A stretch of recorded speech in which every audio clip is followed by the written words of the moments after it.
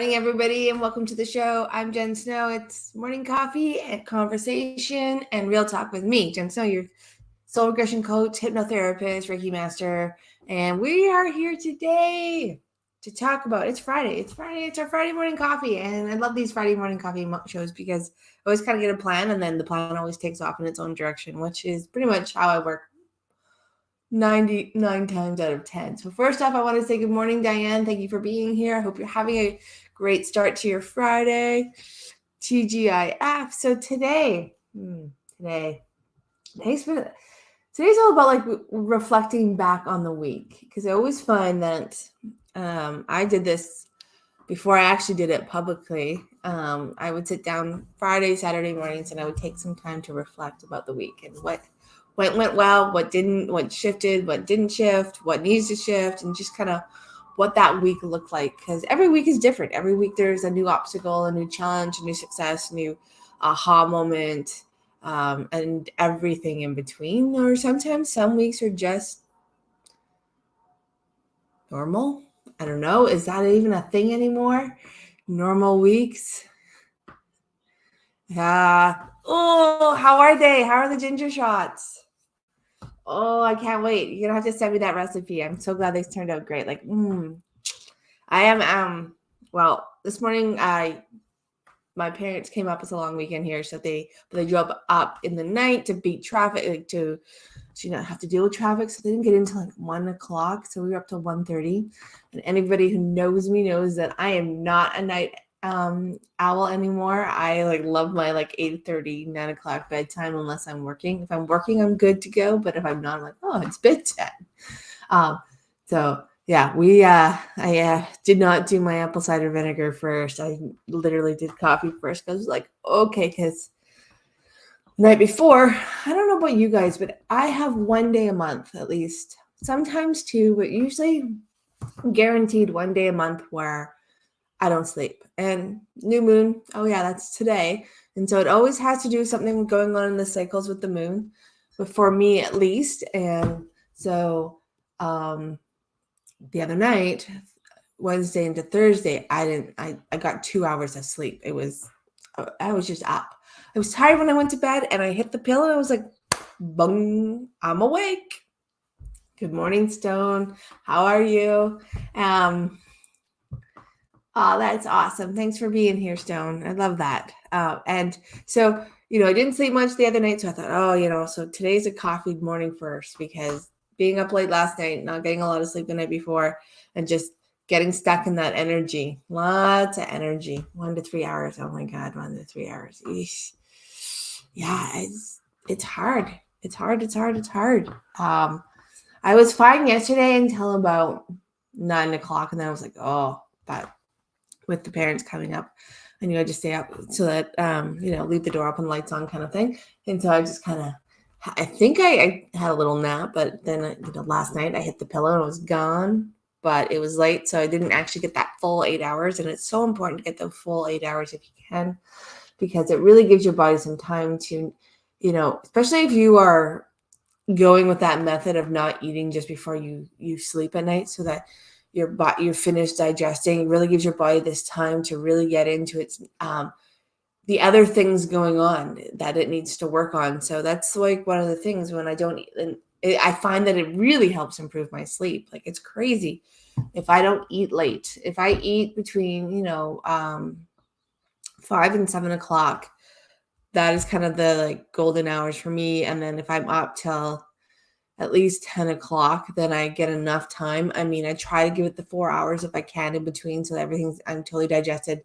And so that when I go to bed, my body has the ability to work on my body and work on the things that it needs to improve its overall health and vitality. And one thing I've noticed that it has really helped me improve my sleep. It has helped me get to sleep faster, and I don't wake up with that heavy feeling. You guys ever notice that when you eat late, you wake up with the next morning, you're like, I didn't digest a thing, and you can still feel last night's dinner sitting in your stomach. I hate that feeling. But usually on those kind of nights, you're tossing, you're turning, you're doing all these things, and it's just not comfortable. So you really, and then your blood sugars, they do fluctuate when you're digesting. And so that could also interrupt the sleep patterns. So that is something I've been working on, something that I've been working with. Yes, new moons. Yeah. Well, the new moon's today. So that's why when I was like all upset, I'm like, oh, not another night. I don't need a night like this. I just want to go to sleep. And there was no sleep. No sleep Wednesday to Thursday. Yeah, it was very little. So new moon energy. Time to give permission to release the old so that you can make space for the new. And it's kind of in theme with this week, actually, where the old is transitioning.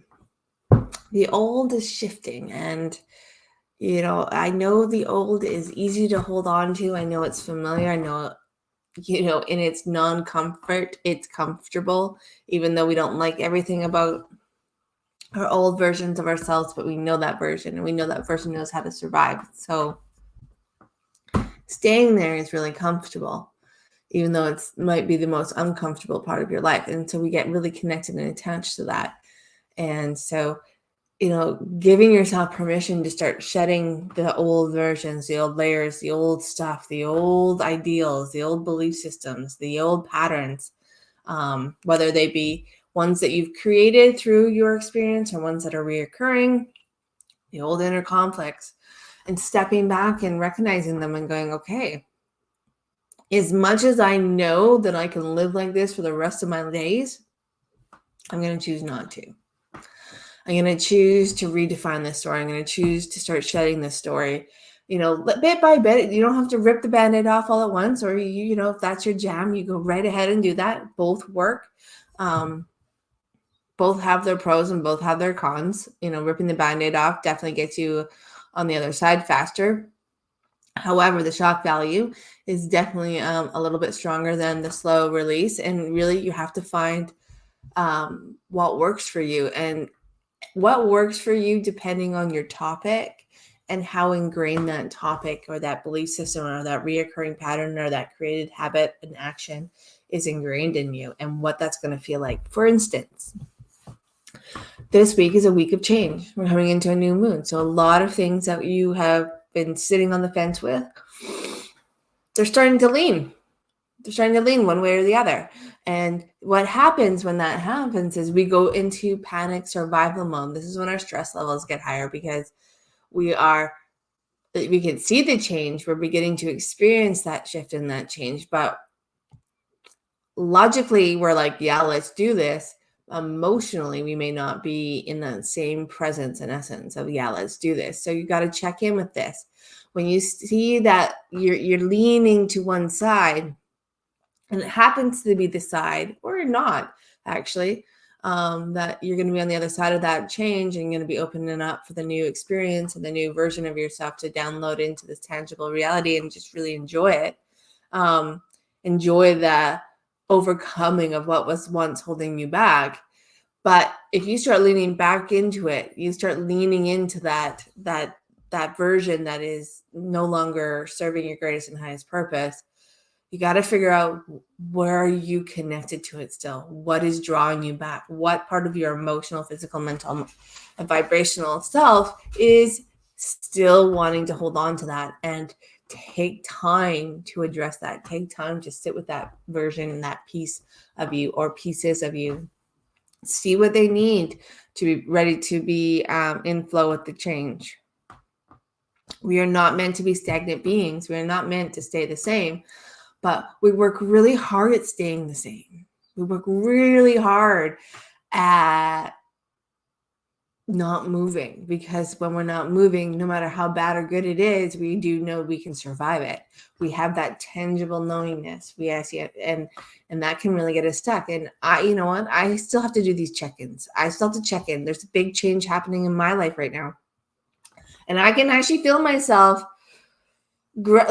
trying, this little part, the part of me that, kind of still has this what about the unknown, leaning into what I know and trying to hold on to it, even though I know that's not where I'm meant to be any longer. It was where I was, and it was a great place to be. It wasn't a bad place to be. There was good and bad, ups and downs, all that fluctuation. But, I asked for the change. I was like, okay, I put it out to the universe, and the universe went, boom, let's do it. And then I went, fuck, let's not. Or, this hurts. And I now getting into that space of grieving and sadness and kind of like looking at that, because you still have to give yourself permission to grieve the old, to go, okay, thank you. Like this was a great part of my life, or this was a shitty part of my life, but I have to grieve that part so that I can make space and choose to move forward. So this week has kind of been that week where a lot is changing, and I'm like rip the Band-Aid off kind of person, even though when the Band-Aid's being ripped off, I'm like, no, not ready. No, maybe we'll take this slowly. And never, if I take it slow, I just kind of get lost in it. But I do this with a lot of things. And so, but I could feel myself starting to lean back into that fence and lean back into that version. And because it was safe. And I knew what that version was. I knew what that life looked like. And but I also know deep down inside, and I'm ready for life to change. It needs to change. We all need to change. I'm ready for change. I don't know what that change is. It may be good, it may be bad. I have no idea, but I know that I can't stay where I am, and I don't want to stay where I am, but I know the long game, but the process is changing. So trying to get familiar with that process and learn new things, right? Because every time we change, we learn something new. We do something new. We discover something new. It reveals something new about ourselves. So if you guys are coming into this space of change and you feel yourself leaving, just sit back and reflect. Sit back, take a breath. It's okay. It's okay to feel like, oh God, what's happening? Or do I really want this? And sit back and reflect and go, okay, what parts of me, what emotions within me are still are bringing this up, or not allowing this to be fluid, not allowing me to flow with change? Because really the only thing that creates distraction and disruption and change is the fact that we get hesitant, we get resistant, we get, oh God. And then an old story, an old pattern of survival kicks in, and then we get into fight or flight, and then we stop seeing the change for what it is, and we see it through different lenses. And depending on the lens that you are looking through will determine the way that you move with this change, right? Yeah, it's an interesting thing, Dan. It's an interesting process going through all this, and logically things are so simple. It's the emotional side that is, in my experience, both with my own and in my practice, that really creates the interruption of flow when it comes to change. Because what I've noticed is when I'm out of the way of change and I just kind of step into it and see what happens, and they kind of jump off the cliff, and I'm like, okay, well, at some point I'm gonna spread a parachute or wings, and I'm gonna soar. And sometimes I've been millimeters from the ground, but then it works. It's just having that faith in that process that you will land where you need to land, and you will soar when you need to soar, and you will know what you need to know, and you will discover what you need to discover. And giving yourself permission to do all that, and trying to negate the interruptions as best as possible. It doesn't mean we're not going to have interruptions, but we can process them. We can reflect on them. So finding a day where you reflect on your week is such an important thing, because in the middle of it, we don't always understand it. In the middle of it, we don't always see it the way others might see, or even having somebody that you can bounce off of, because looking at a different lens, seeing through a different lens allows a different perspective. Doesn't mean the perspective is right. Doesn't mean that it's wrong. It just might also be able to help you, get through some of that fog. And again, you guys all know this. I self-record stuff. If I don't have somebody I can bounce off, I use myself and I just start talking. But I put myself into the observer kind of therapist, coach versus and client space. And so I go back and forth, and I put those two hats on back and forth. And for the most part, I can remove myself from the full connection of one conversation to the other and see both from both sides, but very differently. But it's much easier to have somebody to bounce off of. So if that's an opportunity and you kind of feel yourself beginning to get a little like uprooted with the change that's happening, sit back and maybe take some time to reflect. It can really help you kind of go, oh, okay, this isn't uprooting me as much as I feel like it is, but I know now that this feeling is coming from a different aspect of my life, and I'm going to spend some time with that feeling to see what I can do to help that feeling shift and that was then, this is now. And it's okay to have that feeling. I'm not saying don't feel, I'm just saying to not allow the past feelings or the feelings about the future dictate how you're going to move through in your present moment, or even past lives. Like, we have emotions from past lives that get triggered and activated in this life that bring the past life imprint with it. Doesn't always line up with the current life, but it can cause a lot of inner conflict. So just discovering where those emotions originate from, so that they are in a process of you feeling, experiencing, but also rolling through, which will make things easier. So, and that's one of the things about doing regression work, is that it really allows us to go in and see those deep-rooted emotions that are dictating and telling our and shaping our story that we see in the lenses that we see through. We get to a point where we can feel and be emotional, but we aren't the emotion every day. And that we get to experience this beautiful spectrum of emotion, but we're not attached to it. We're not tied to it. We don't identify as it. And that can really help us really move a little more easily into our potential and into the soul experience without bringing forward the ties of the past into the present, or creating our future from the ties of the past. That doesn't mean you forgive, you don't, your experiences are your experiences. You're not going to forget them. They're just not dictating the way that you move through life. And so, and that can be really a great way to kind of start checking in, is this weekly check-in. Another way is the journaling part of it, where you journal, and maybe it's once a day, maybe it's a couple sentences, maybe it's like once a month, but just taking time for that self-reflection. And like I said, these shows here are really a part of my own self-reflection process, and the topics come from the week. Like, so, we're talking about this week, we started talking about another thing. One of the things that I've created change with is my action stacking protocol, where you put your new habits, your new routines in between those auto routines. Atomic Habits is a really great book. This is all about like how to create positive routines, but also how to be successful with them and how to implement them in your life. And so one of the processes, my riding the bike, I put it in between my cup of apple cider vinegar, water, and coffee in the morning. And those are my two automatic things that are non-negotiable. The order is negotiable, but the process isn't negotiable. And because we're having coffee first this morning, so clearly it's negotiable, which is okay. But I'm still going to have my apple cider vinegar. I'm still going to do those things. But how it helps us get into a place where something new that we are wanting to bring into our life, whether it be, something like healthy eating less sugar, or working out, or reading your book, or meditating, or going out and sitting outside and enjoying the birds, or going for that walk, or playing with your puppy, or spending more time with your family, spending some time with yourself.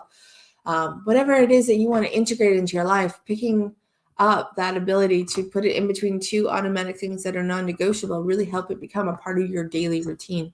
And when things become a part of your daily routine, this magic happens. It's magic. It's amazing how your day will form around those automatic routines that you have, those automatic patterns. You won't be looking for time for them. In the end, they will be a part of your time.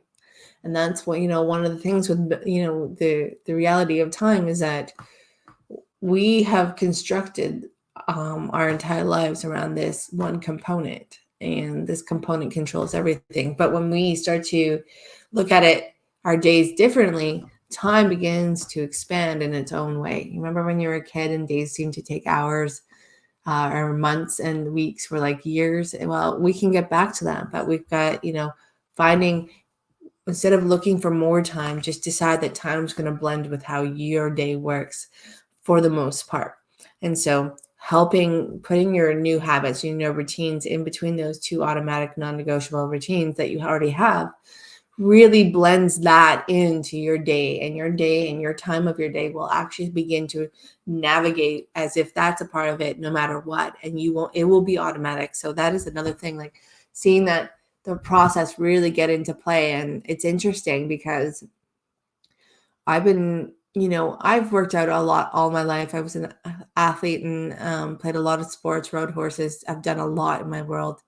And when I went blind, it kind of shifted how I looked at working out and, fitness and things like that. And I got out of that routine. I really did lose that kind of love for it. And then you get back to it. And my mindset around it was never about being healthier. It was always about fitting into that bathing suit because um, I'd never been unfit before, really. Like I had one little stint in my life where I was unfit, and I realized I changed that quite quickly. And but I went through this time of being unfit, and I'm not even, so my whole motivation around working out was to be in a bathing suit. And I realized that wasn't a core value of mine. And so it fell off the wagon. And it was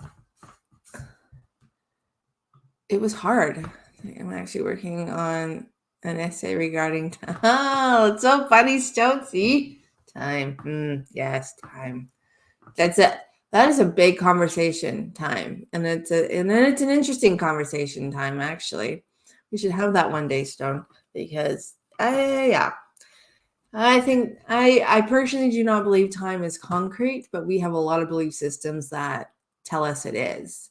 We have a lot of programmings. And I think when we unwind those programmings, we get to see what time truly is, which is just, well, it's just an illusion, in my opinion, that we live by. And I live by it. So don't get me wrong. I have not broken all the ties, but I can see the blend of things. I have moments where time doesn't exist. So I do know that there's another side to this. But yeah, that's a whole other show. That would be an interesting show, but we should definitely do that one.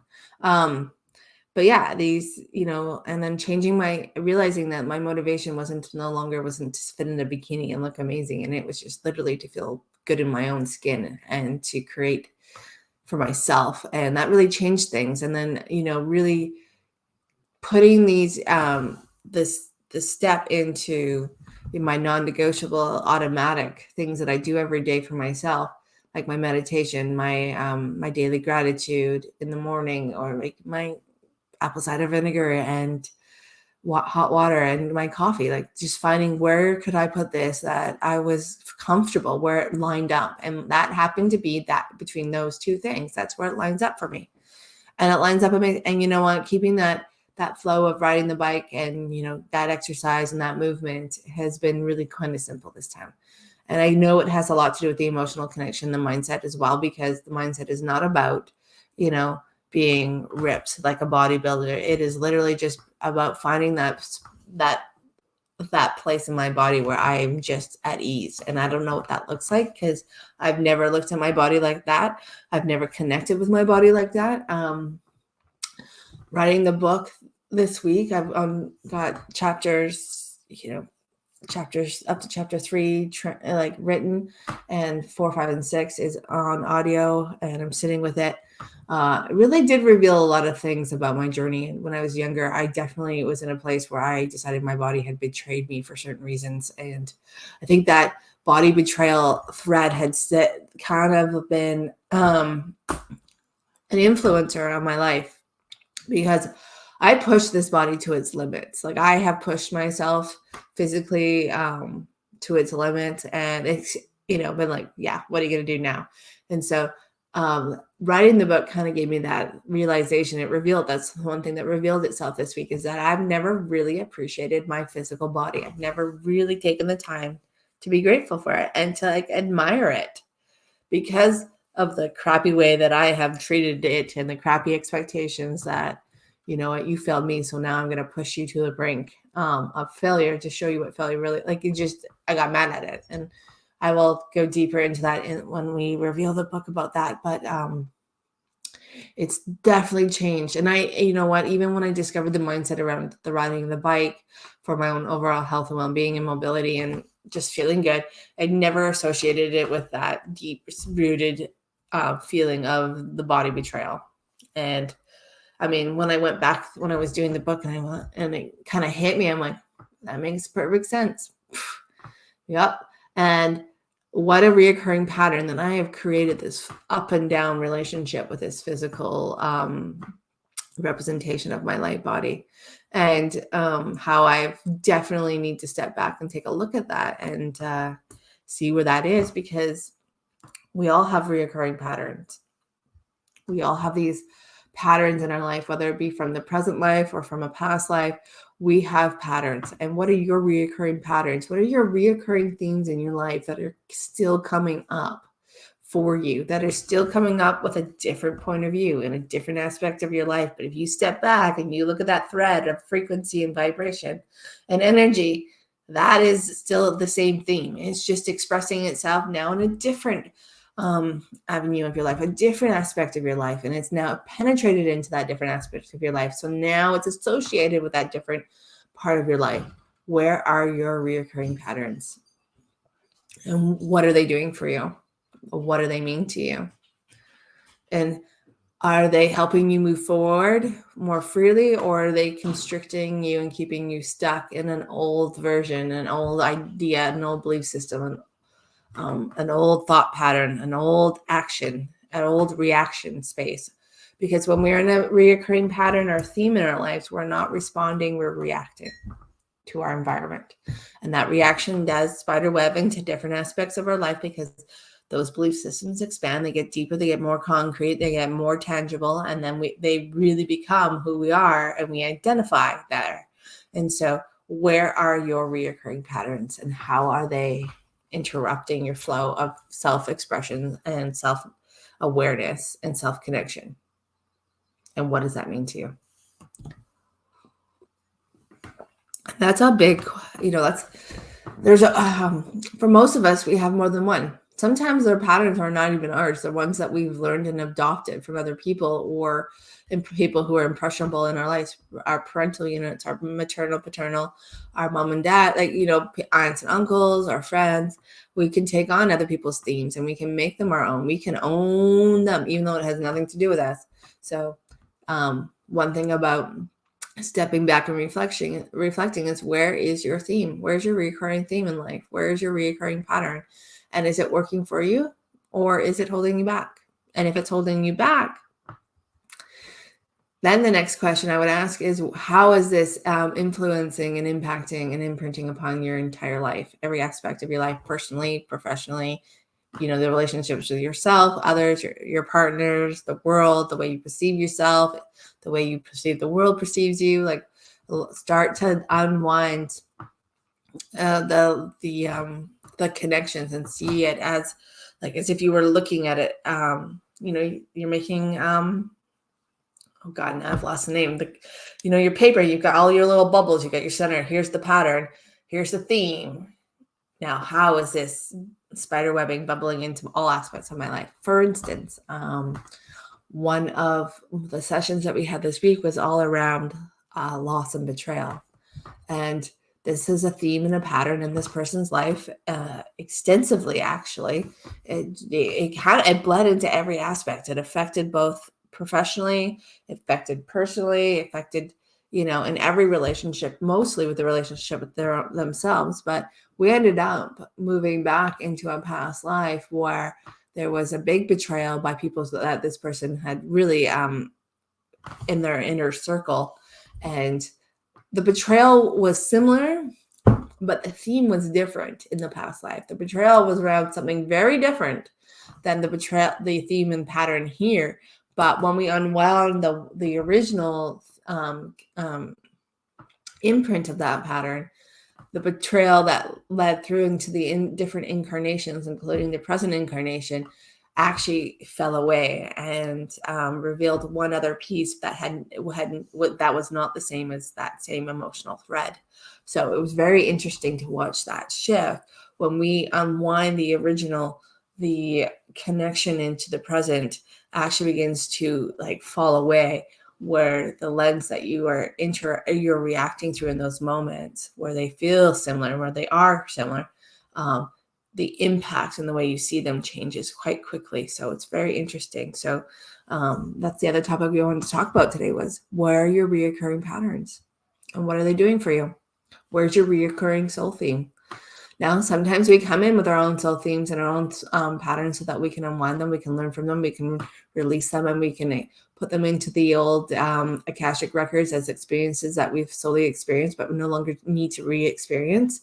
And we can let that go, take the wisdom, the guidance, and the knowledge and the knowingness from them, and utilize that and imprint that upon the days to come, and no longer have to live in that old energy, and we step into a higher vibration. So yeah, taking time to reflect on where your reoccurring and patterns are and how they're affecting you and what they mean to you can really begin to show and unwind what it is that you are ready to move forward to. So this can be a very revealing journey.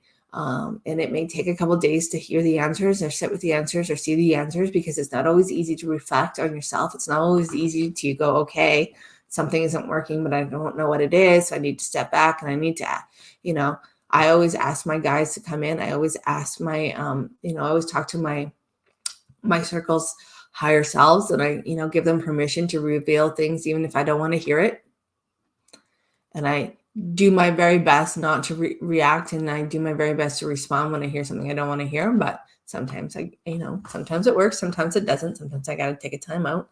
But I also know that means I definitely need to look at that. So yeah, that's one of the big things. I think that if you're working on your own inner coaching, your own inner journey, and trying to, release the things that are heavy and are holding you back and keeping you stuck in the old, ask yourself, is this a reoccurring pattern in my life? Is this a generational reoccurring pattern? Is this a theme that my soul has chosen to reveal so that we can unwind the effects of it and the trauma around it and the hold that it has on me as I move forward and as I discover different aspects of myself? Is this what's preventing me from seeing myself in my true light, or moving one step closer to revealing my own true authentic light? So yeah, that is morning coffee tonight, guys. Or tonight, yeah. Morning coffee tonight. Morning coffee in the morning. This is, this is what lack of sleep does. New moon.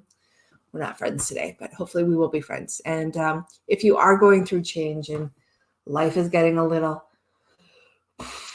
because change is happening fast, remember to lean into it. Discover what emotions, what parts of you, what pieces of you are holding on to the past, and, sit with them, ask them, what do they need to shift? What do they need to feel comfortable in this next phase of the change? And what do they need to, maybe step into a new role, a new purpose, a new essence and presence with you, so that as you move forward as a whole, you move forward more freely and more openly and more ready for the next stage of what reveals itself next. So, but you got this, no matter how, even if you feel stuck and this isn't ready, you can create, nothing is concrete. Nothing is concrete. Remember that nothing is concrete. We can change things. We can shift things, and you have the power to do so. So I'm so glad that you love these shows. I thank you guys for coming. I super appreciate you guys coming, and perfect. See, it all lines up. Like I said, I kind of always have an idea, but these morning shows they do their own thing. The energy of the morning shows really take off as soon as that intro starts. So, there's been days I've had a whole note list of what to talk about, what topics I want to touch on, but then something happens. So I thank your higher selves for joining and dipping in and making sure that, I could facilitate that. And I just enjoy these shows. So thank you for having coffee with me. I hope you guys have an amazing weekend. Have an amazing Friday. Enjoy. We will be back on Monday evening for some meditation. And we're just going to have fun on Monday. There is a poll. So let me know, leave a comment if you guys want the meditation to be around a past life for happiness, or if you just want that deep dive into that big abundance, rest, and relaxation. So Sammy, I know I'm leaving this topic up to you guys. We're taking a pause on the chakra for this week because the guides are working on something else right now for the throat chakra. So I needed a little more time to download it. So we're going to do a different topic, and then we'll jump back into the throat chakra on the 30th, I think. Yeah, 29th, 30th. So, all right, get those comments in. There's a poll on YouTube here that you guys can think, or just leave it here and let me know what you guys want to do, and we will dive in. So, okay, happy weekend, everybody. Enjoy, be safe, and that, you know what, remember, living your best life is a process, but you got this and you can do it. And, you know, give yourself permission every day to have that part revealed, so that if anything's in the way of you awakening and discovering and unloading your best life into this tangible reality, let's shift it. Let's let it go. Let's work together and help it heal itself, so that it can line up now, and it can line up in that version of you that is in your highest vibe, your highest energy, your highest frequency, because you got this. And all you have to do is be you.